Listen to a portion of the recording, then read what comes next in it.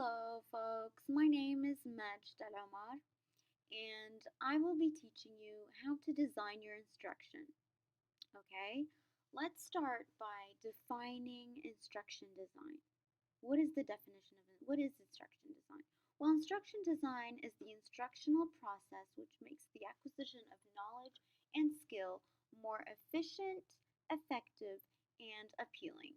It basically teaches you how to be a better teacher, okay, and how to design a more effective instruction. Now, instruction design it involves directing students to appropriate learning activities, guiding them to appropriate knowledge, and helping them rehearse, encode, and process information. It also involves monitoring the student's performance and providing feedback as to the appropriateness of the student's learning activities and their practice of the performance. Now, instruction design can also be defined as the technology of creating learning experiences and learning environments which promotes these instructional activities. Okay, so now there are many approaches to instruction design. Scholars have they say that there are two major perspectives on how people think. There's the behaviorist perspective and the cognitivist perspective. Okay, and based on those, there are different approaches to how people learn. Okay, some of these approaches are the behavioral approach and the cognitive approach. There are other approaches like the social constructivist approach. Now, this tells us that people think and learn differently.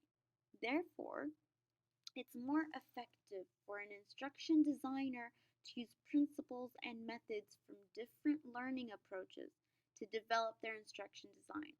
So try and make your instruction design diverse. Include some variety in there, um, just to try and meet the different diverse learners that you have. Now, some tips for better instruction design. Okay, first tip is to use a design model. There are many design models out there, many effective design models. I've just listed a few here. The ADDIE, this is a model that begins with analysis. This stands for analysis, design, development, implementation, and evaluation. Okay? The PPL, also a very popular instruction design model. This is a problem-based learning. We see this often in business colleges, medicine colleges, departments also use it in their instruction. And then the third one is the ARCS model. And this model, the ARCS stands for attention, relevance, confidence, and satisfaction. And this model is based on more like the behavioral approach. PBL is based on a bit of the cognitive approach and social constructivist approach because it works, the way of the instruction is the students working groups and so on.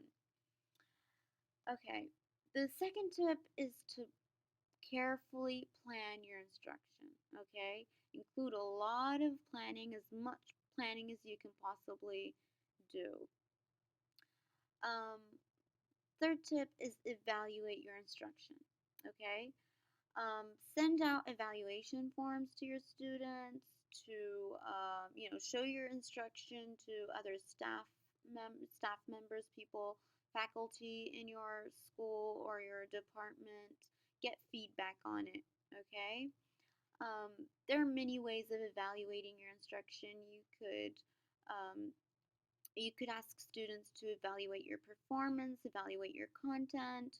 You could ask students what they have learned from the course, and then you could match them with your objectives and see if there's a gap between your objectives and the students' learning, what they have learned. So, and see where they lack and where they need some more help. Okay, now let's go go to, let's start some instruction design, folks. Okay, so I'll actually teach with example here.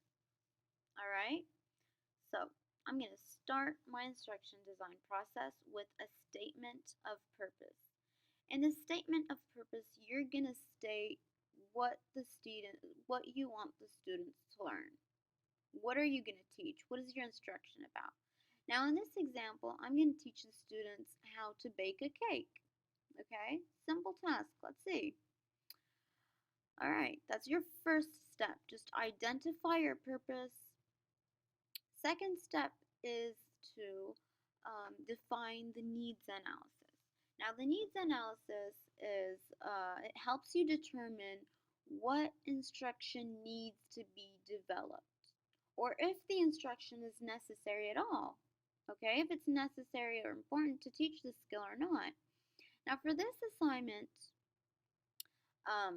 for this example, I'm going to use the Morrison, Ross, and Kemp approach. Okay, there are many different approaches to needs analysis. We're going to use this approach. Now, in this approach, it's carried out using 4 steps. The first step is to plan. Okay, plan your needs analysis.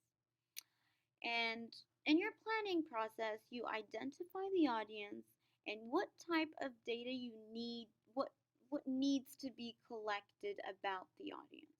Okay? In the second step, you start collecting your data. You consider the sample, and the most important thing to do on this step is to consider the sample size and how the data collection will be collected and distributed. And this varies widely according to your data size. If you have a large audience, you're going to have, a specific way on how to distribute and collect your data. If it's just a small class of 6 people, you could, ask them questions, interview them, surveys, however you want to do it. You should also use a representative sample of your audience. Make sure that they actually represent your audience, okay? The third step is analyzing the data. The output of the data analysis is an identification of the needs of the audience, okay? So once you've analyzed it, your findings are actually what your audience needed. That's your needs analysis. The fourth and last step is to prepare a report of your findings in this needs analysis. Put everything together. All right. So for this example, I've asked a few questions to figure out if this audience actually needs this task or needs to be taught this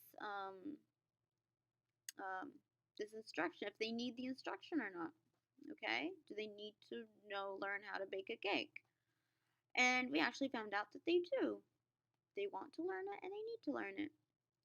All right, so the next step is the task analysis. Now, in the task analysis, what it does is it provides important information about the content and the tasks that will form the basis for the instruction being developed. It will also tell us what skills need to be developed before the learner start to process the information. So this is one of the popular approaches to task analysis. This is the Dick and Carey approach. Now, in this approach, what we do is we put the purpose of the instruction in a rectangular box at the top. We state the prerequisites in a square box here at the left. Okay, these are the things that the students, the learners must know before they apply for the course or before they start the course. Okay, these are the things that they need to learn before they start the course. Then you put down your objectives. Okay, what the students need to know, what they need to learn over here at the top. You you basically you break down this big task over here into subparts, okay? Now, once you've broken them down into subparts, if you can't break them down, then you know that your task is actually too small. You know, if your task is just unbreakable, you can't break it down into subparts, then your purpose is too small. If the subparts are over 5 or 6, if they're more than 6 subparts, then your purpose is too big. Okay, so this actually gives you an idea of how big your purpose is. Now, this this flowchart is read. You read it from left to right and from bottom to the top. Okay, so we start from here. The arrows over here, we start from 1.1, we go up, and then we go move right, and then start from 2.2, move up, 2.1, and then so on. So now the arrows here show that you go from this task, you've completed this subpart. Now over here it shows the importance of the part. Now in this arrow here shows you that you have to finish this before you move on to this task. Whereas sorry, it doesn't matter. The importance of it doesn't matter. You can do this or this. Either way doesn't matter. You could either preheat the oven to 350 degrees or grease and powder a 9x9-inch pan. Either way, it doesn't matter. You've prepared the baking tools. Okay, makes sense? Over here, however, you have to mix.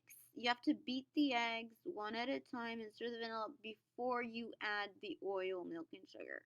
Okay, so it shows you the order here. Over here, you have to combine the flour and baking powder before you add this to the rest of the mix. Okay, so this shows you the order of how things are done. All right, let's move on to the learner's analysis. Okay, now the learner's analysis, it gives you a description of your learners. That's basically what it does. It's over here. I'll give you over here. I give you a description of who my learners are. So you can see my learners are highly educated professors of diverse backgrounds. Now the way you do this, the way you would do a learner's analysis is what it does is it gives you a key description of who your learners are. Now the trick here is in the word key. It requires you to make judgments about what aspects of these learners are important. You have to ask questions that you think are important to know about your learners. Okay? Now, these questions that you develop will reflect what aspects you think significantly impact learning. Okay? So, the answers that you get to these questions that you distribute, they will form your learner's analysis.